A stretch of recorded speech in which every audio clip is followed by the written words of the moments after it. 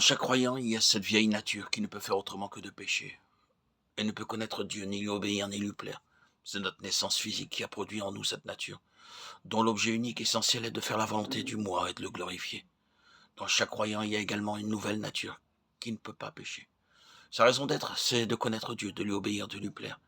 Cette nature-là nous est donnée à la nouvelle naissance, elle tend à faire toujours la volonté de Christ. Ces deux natures cohabitent dans le croyant durant toute sa vie terrestre.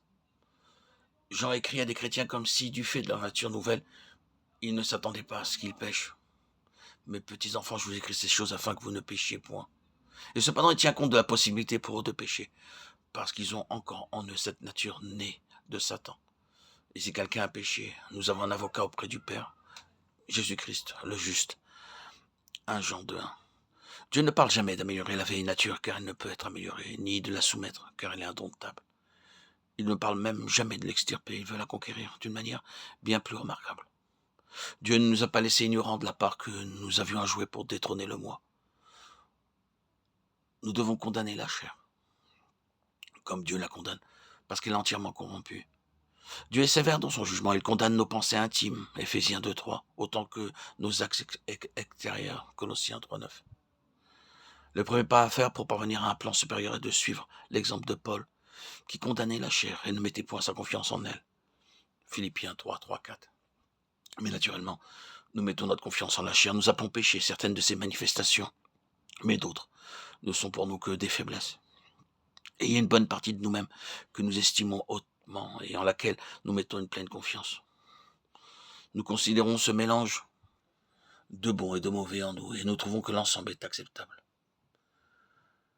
Mais mettons cette nature charnelle à l'épreuve, prenons ce qu'il y a de meilleur en elle, l'amour, puis comparons cet amour en ses plus belles manifestations, l'amour tel que Dieu nous le décrit dans 1 Corinthiens 13.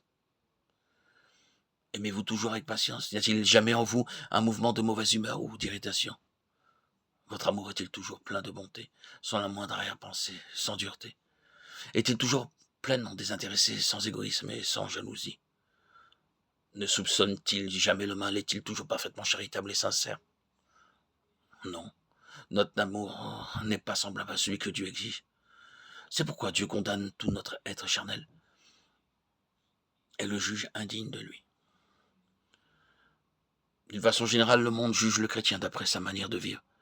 Mais quelle peut être l'impression produite par un chrétien qui, durant 6 jours de la semaine, vit comme le monde et ne s'en sépare que le dimanche, juste à l'heure du culte?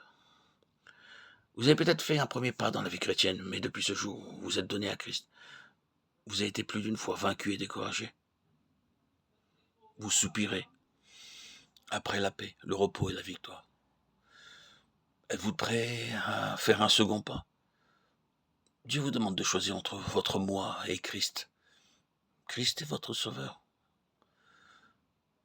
Voulez-vous qu'il devienne votre Seigneur? Oh, honte, oh mémoire cruelle. À Jésus, le berger fidèle. Quand il m'appelait par son nom insensé, j'ai répondu non. De lui, j'ai détourné ma face, j'ai crié, pour toi point de place. De tes bienfaits, je ne veux rien. Laisse-moi tout mon cœur et garde tout le tien. Pourtant, il sut trouver mon âme. Je le vis sur le bois infâme, navré d'opprobre et de douleur, priant, Père, pardonne-leur. Et devant sa beauté sanglante, je lui dis d'une voix tremblante, sois mon modèle, mon soutien, et répands dans mon cœur quelque chose du tien.